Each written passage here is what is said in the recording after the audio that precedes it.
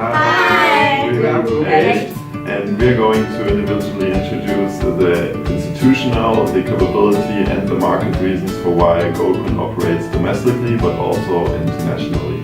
And we'll start now. From 1970s, Chinese government heavily supported the wind power manufacturing industry, including Goldwind. Over the years, with the evolution of the institution, Chinese government policy focused on create the open environment for the industry and encourage the domestic companies to go outside.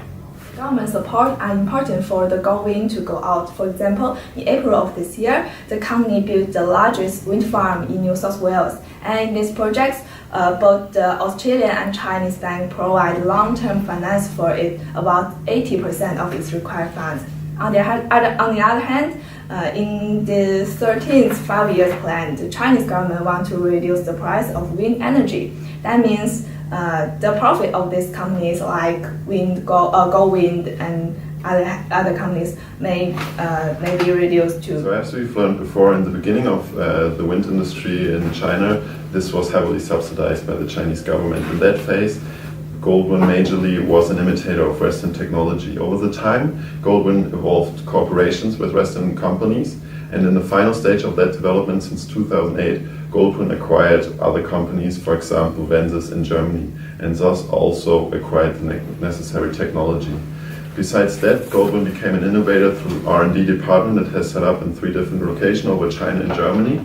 And finally, Goldwind also provides financing to projects and appears as a project manager, which is an added capability of just providing the wind turbines.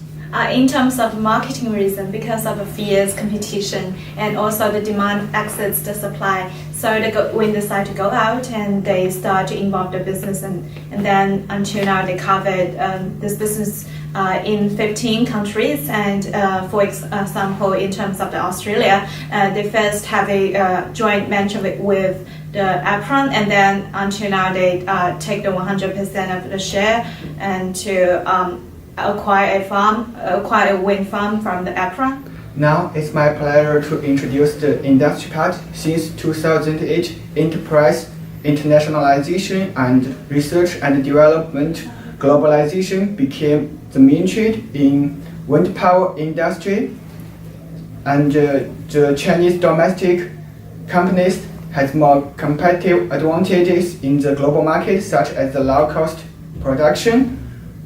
So that's why Goldwind chose to expand overseas.